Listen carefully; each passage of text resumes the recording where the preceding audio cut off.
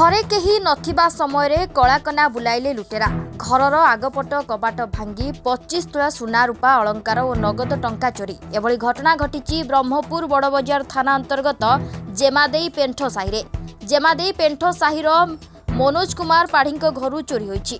मनोज कुमार पाढ़ी और तांको परिवार लोके गत 2 दिन हला पुरी जाइछंती। घरे केही नथिबार सुजोग पाई गतकाली विलंबित रातिरे किछि दुर्बृत्त संपृक्त घरे पसी घरे रहितिबा सुना रूपा अलंकार चोरी करथिले। आज सकाळु मनोजकर जणे संपर्कीय तां घर खोला हेबा सह किछि सामग्री एणे तेणे पड़िथिबा जानिबाकु पाइथिले। एने मनोज को जणाइबा सह बड़बजार थाना पुलिस को मध्य खबर देइथिले। चोरी होइथिबा नै खबर पाइबा परे बड़बजार थाना पुलिस घटनास्थल रे पहुंचीथिला। पुलिस घरे पहुंची देखिला बेलकु घरर कबाट भांगिथिबा बेले घरे रहितिबा अनेक आलमारी भांगी सुना रूपा अलंकार लूट होइतिबा जणा पड़िछि।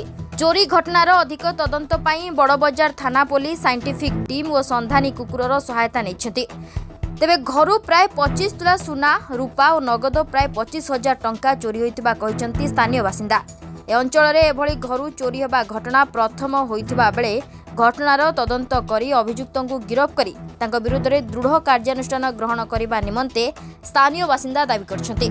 देखो आज बड़बजार थाना रे राधाकांत साई रे हमर मनोज कुमार पाढ़ी बोली जने लोकंक घर बरगुलारी होगी से पूरी जगन्नाथ दर्शन पाई गत 2 दिन है जाते आबसेंस घर बरगुलारी होती एवं तांकर भणजा जने आसी थाना रे रिपोर्ट कर आमर पुलिस टीम जाकि स्पॉट विजिट कर साइंटिफिक टीम एवं डॉग स्क्वाड नियोजित कराई विभिन्न सीसीटीवी भेरीफाई चलती और जो मैंने ये चोरी कर खूब शीघ्र अरेस्ट कर